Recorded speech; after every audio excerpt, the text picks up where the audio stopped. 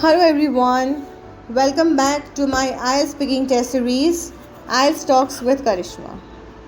Hi, I am Karishma Joshi, the founder of Navigators Education, a mother of two cute daughters, a powerful source together, a wife to a founding partner, Chirag Joshi, a soulful and a supportive man, and a daughter to a father who taught me to value myself, to believe in self worth, and blossom into a strong and courageous woman.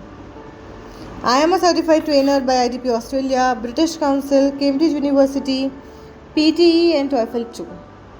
Having 17 plus years of experience by training and helping to secure desired score in IELTS and PTE to more than 10,000 students till date by both offline and online mode.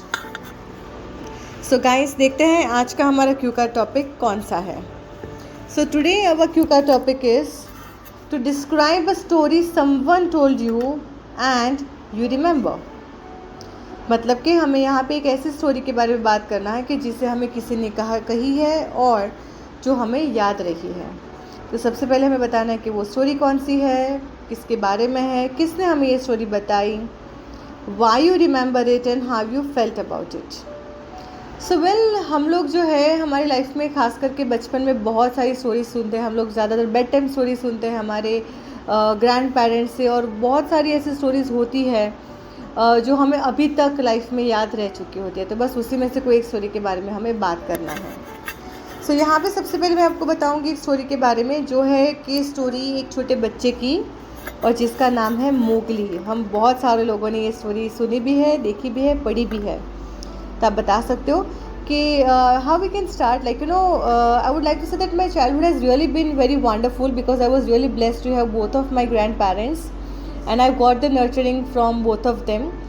And also I learnt many lessons of life from my grandparents by the bedtime stories they used to tell me, and even by sharing their experiences of life to me. So yes, I learned many things, and here today I'm going to talk about one story which was told to me by my grandmother in my childhood. When I remember, approximately I would be of say 8 to 10 years old.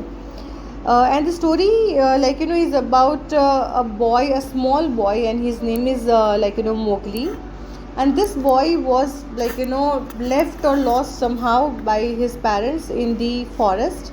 And I remember the story that I remember this specifically because this is a story of a boy who is living alone in the forest with animals and birds, and they are only their family.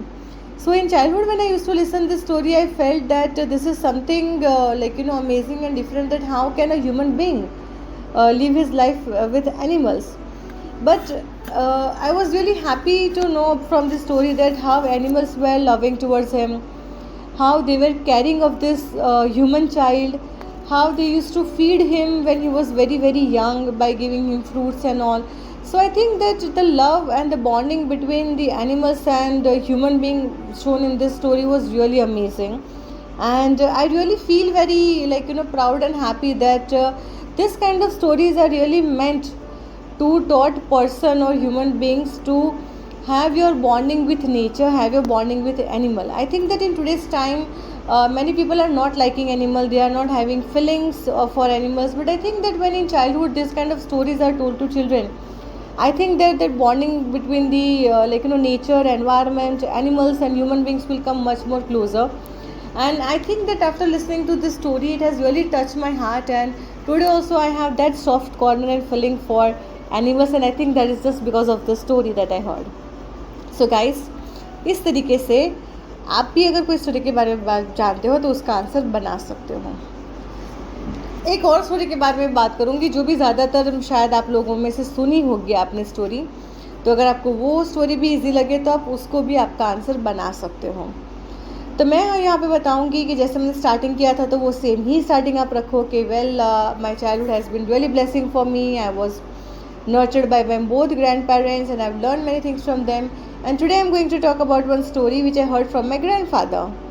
And the story was about unity and how unity can be your strength.